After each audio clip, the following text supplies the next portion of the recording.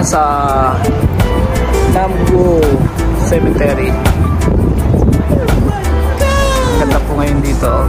Sinasuggest ko po sa mga kaibigan ko magpunta kayo ngayon dito.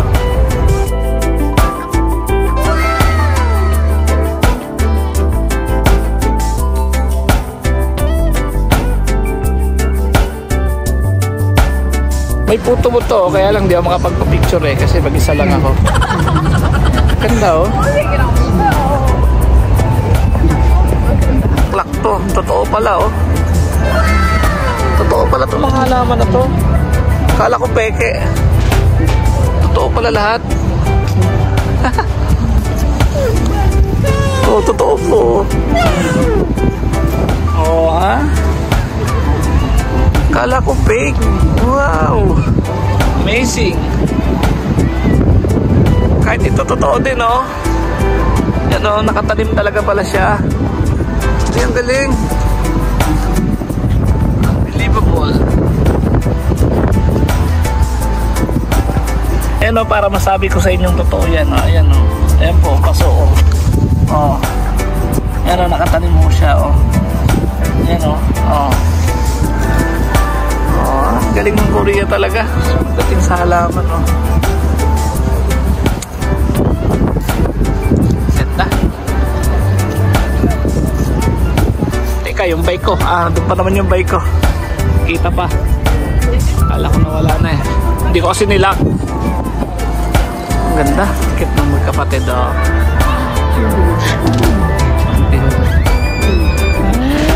Sana oh.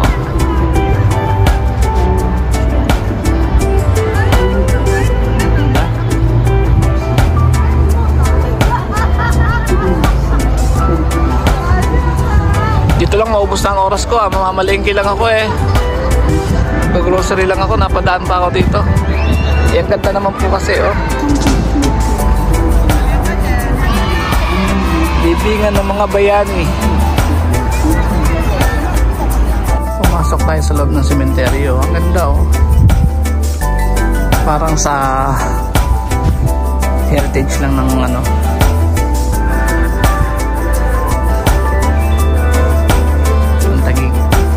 Ganda ko dito, mas maganda dito. Linis.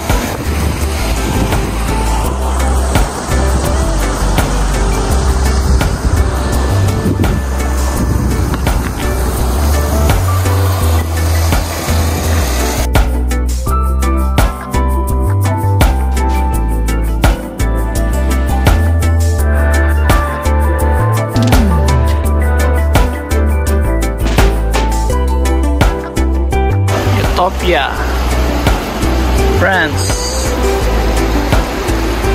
Greece, Netherlands, New Zealand, Norway and Philippines. Ayan o, Florentino Abella. Isa po yung mga Pilipinong nag-buwis ng buhay dito sa South Korea. Saludo po kami sa inyong lahat. Dami rin pala oh.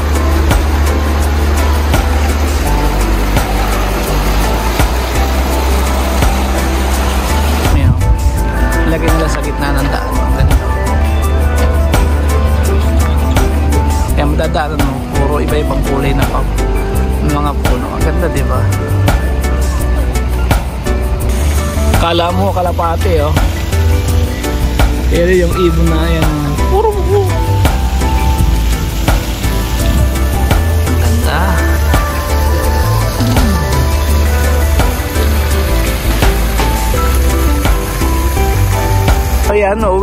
So yan, uuwi na tayo dahil mamalengke lang naman talaga ako eh. Napadaan lang ako kasi nakita ko ang daming magandang design ng mga bulaklak doon sa sa may harap ng park. Pumasok na ako diretso dito sa sa libingan. Tinignan ko anong pagkakaiba pag autumn. Ayan, mas maganda. Kasi mas maraming magandang kulay ng mga puno. So yun lang po. Magandang araw at God bless sa ating lahat. Bye!